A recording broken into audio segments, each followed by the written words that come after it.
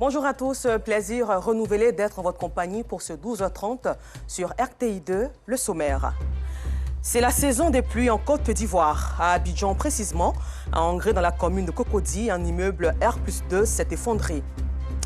Et pour les dossiers de la 2, l'accent sera mis sur la décoration d'intérieur, une nouvelle tendance au vert assez prisée par les Ivoiriens. Le dimanche 22 mai, un immeuble de 2 étages en construction s'est effondré dans la commune de Cocody au quartier Angré, non loin du nouveau CHU. Selon certains témoins, l'effondrement de l'immeuble serait dû à l'utilisation de mauvais matériaux de construction. Heureusement, aucune victime a été à déplorer. Une équipe du groupement des sapeurs-pompiers militaires était sur le terrain, comme nous le relate ici Georgette Ido Fofana.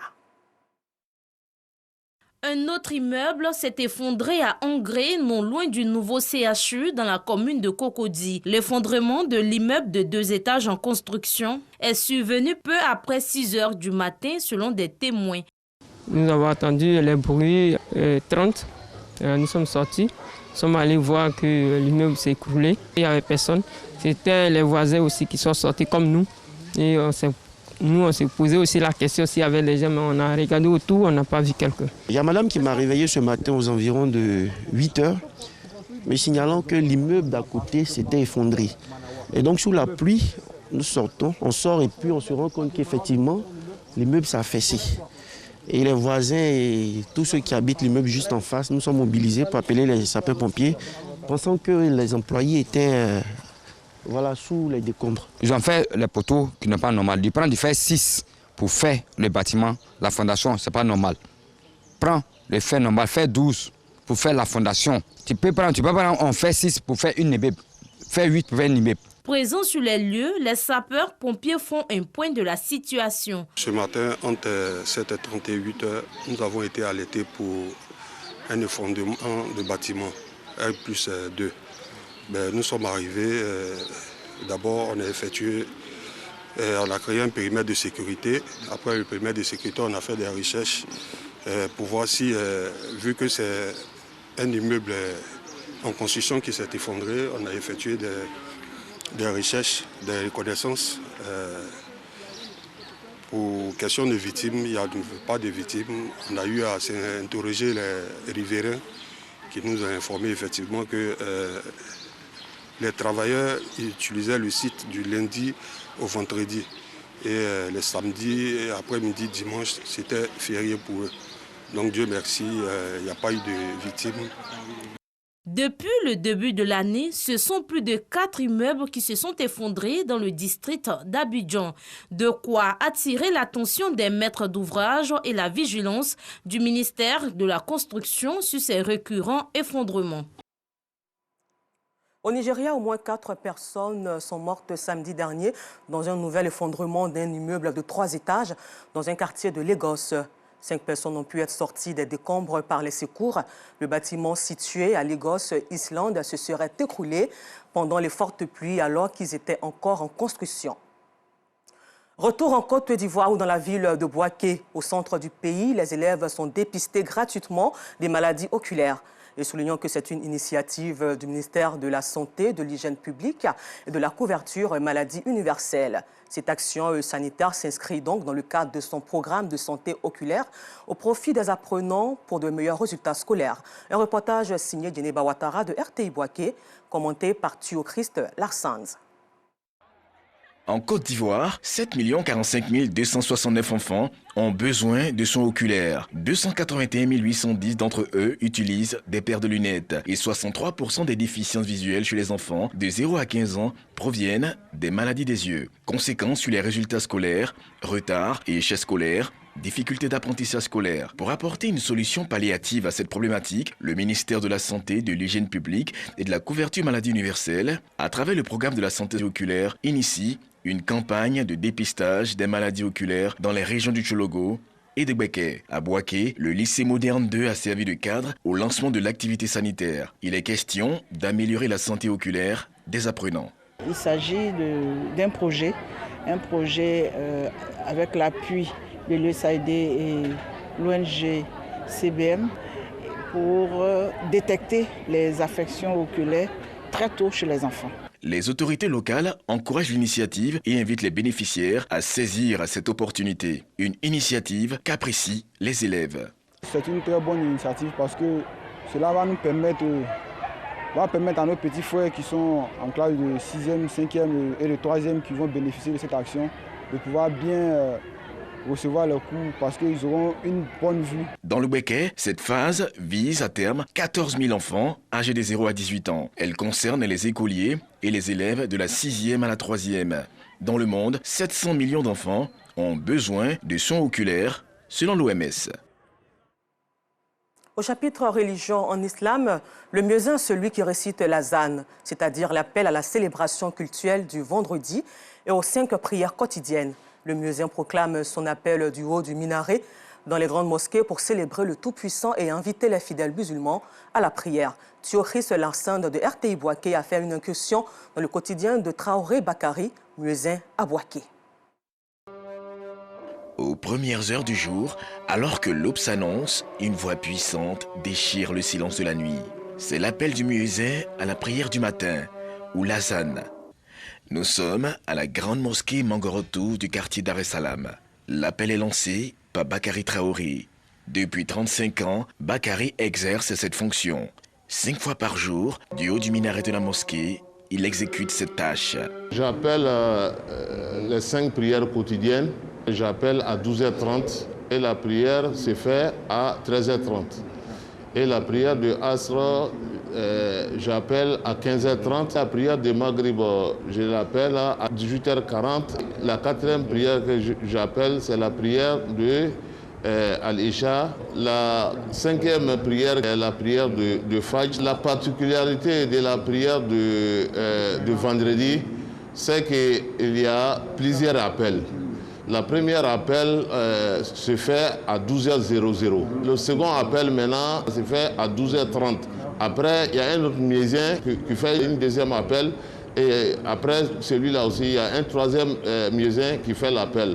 L'azan est une fonction qui requiert une préparation minutieuse de la part du muezzin.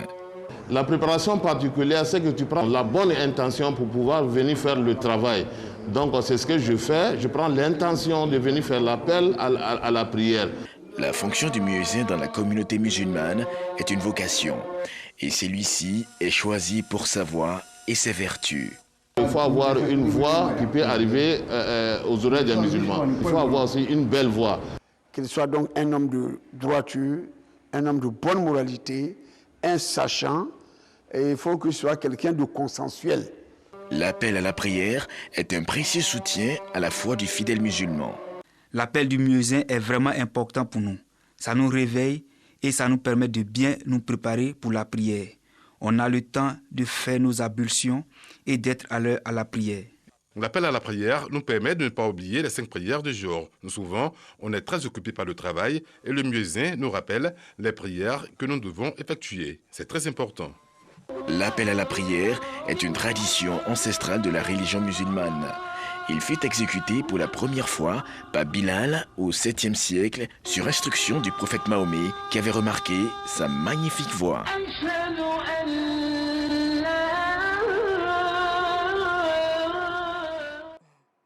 Nous le disions en titre, la COP 15 a refermé ses portes le vendredi dernier. La lutte contre la désertification et la sécheresse était au cœur des débats. Comment remédier à cette problématique d'ordre mondial par l'amour et la sauvegarde des plantes? Justement, en Côte d'Ivoire, les populations s'intéressent de plus en plus aux plantes qu'ils n'hésitent pas à intégrer dans leur quotidien ou à en faire une activité génératrice de revenus. Décoration d'intérieur, la nouvelle tendance au vert, un dossier signé Afisiata Karamoko Dosso, commenté par Ami Koulibaly. Fatou Keïta est une écrivaine émérite. Si l'activité littéraire occupe pleinement ses journées, ses moments de repos, elle les consacre entièrement aux plantes. Alors je vous invite à venir regarder mon très beau jardin. On va commencer par le balcon, vous verrez qu'il y a des plantes partout. J'ai des orchidées, j'ai des cactus, j'ai des bromélias, j'ai vraiment beaucoup de plantes à fleurs. Là j'ai des fougères que j'ai ramenées de Kinshasa. Quand je vais dans un pays, je cherche des fleurs, des plantes que nous n'avons pas ici. Voilà un petit peu ce que j'ai. Son amour pour les plantes remonte à son enfance. Une passion qui fait naître une grande complicité avec les plantes. Oh là là, quand on se lève le matin et puis qu'on voit des fleurs qui sont sorties tout d'un coup, c'est merveilleux. Et puis c'est tellement beau, ça embellit. Quand on n'est pas content, moi quand vous me voyez dans mon jardin en train de jardiner alors que j'ai un rendez-vous, c'est que ça ne va pas très très bien et que là, ça me repose. Comme Fatou Keïta, elles sont nombreuses à ces personnes qui accordent une place de choix à Dame Nature. C'est le cas de Sarah et Nabintou. Deux sœurs, une même passion. La décoration, précisément le design biophile. C'est un ensemble de techniques qui allie nature et bien-être dans un cadre qui peut être un cadre à la maison ou au travail, mais l'idée c'est vraiment de créer un environnement où on a du bien-être. Leur spécialité, le mur environnemental ou mur vertical. Une nouvelle forme de décoration au naturel qui nécessite un certain entretien et des moyens conséquents. Il y a la phase de conception, la phase de mise en situation où on fait une sorte de conception du mur avec les plantes qu'on a à disposition sur le marché. Et après avoir étalé donc le biotextile sur le mur en question, on essaie de faire des dessins pour nous assurer qu'on répond vraiment aux besoins du client. Et en fonction du type de plante, on a les dispositions à faire. C'est différent du jardin horizontal qu'on a l'habitude de voir. Et après, on doit étaler un tissu qu'on appelle le biotextile. Après avoir pris les métrés, bien évidemment, du mur, on doit étaler un biotextile avec tout ce qui est ferronnerie derrière pour pouvoir faire tenir le mur. Évoluant dans ce domaine depuis maintenant 3 ans, elles attirent une clientèle assez diversifiée. On a tout type de clients, mais c'est surtout des initiés. On a donc des entreprises qui nous appellent pour nous demander de travailler sur l'aspect bien-être de l'environnement, du cadre. Et puis on a des particuliers aussi qui ont envie d'être bien chez eux, donc de sentir ce goût de la nature là chez eux. Pour avoir un bout de nature chez soi, les fleuristes restent la principale source d'approvisionnement. Adolphe, étudiant en anglais, s'est laissé entraîner dans l'univers des plantes naturelles après l'encadrement d'un de ses professeurs. Aujourd'hui, il mène sa vie d'étudiant fleuriste à ses temps libres. Sur leur site, situé dans la commune de Cocody, se trouve une variété de plantes. Nous avons le Wedelia. C'est une fleur sous forme de corde. Il ne grandit pas, mais il s'épapille. Il donne des fleurs jaunes. Voilà, c'est Relia. Cette fleur, il faut l'arroser à chaque fois. Cette fleur, on l'appelle Armanda. C'est une jolie fleur. On peut la mettre à la maison, comme dans les rues. En tout cas, c'est une fleur qui frappe de loin. Cette floraison de plantes naturelles est accessible à toutes les bourses. Les prix varient entre 250 francs CFA et 2000 francs CFA la tige, avec en bonus des conseils pratiques. Le business des plantes permet à ce jeune étudiant de s'occuper sainement tout en gagnant de l'argent, de quoi assurer ses frais de scolarité. Par jour, c'est 3500. Nous, on travaille avec une entreprise. Voilà. Donc, lorsqu'il commande des fleurs, il peut commander plus de 500 000. L'utilisation et l'entretien des plantes naturelles répondent à des normes techniques très précises. Et pour mieux comprendre son volet scientifique, une adresse. Le CNF, Centre national de floristique, situé à l'université Félix Houphouët-Boigny de Cocody. Ici, nous rencontrons Dr Thiebré, professeur titulaire de botanique. Elle organise régulièrement des ateliers de formation. Ce matin, la thématique choisie, horticulture et plantes ornementales. Il faut dire que l'horticulture, c'est la science des jardins. C'est l'art de pouvoir cultiver le jardin. Donc, nous pouvons cultiver des plantes à fleurs, nous pouvons cultiver des arbres, nous pouvons cultiver des fruits, nous pouvons cultiver des légumes. De la théorie. Vous savez bien que nous sommes vraiment dans l'ère de la protection de la biodiversité. Il est important pour chaque citoyen d'être un relais pour pouvoir passer le message sur la protection, la conservation durable de la biodiversité. Nous allons maintenant vous inviter à une visite sur le terrain. Donc, je vous remercie pour cette première partie. Et beaucoup de pratiques.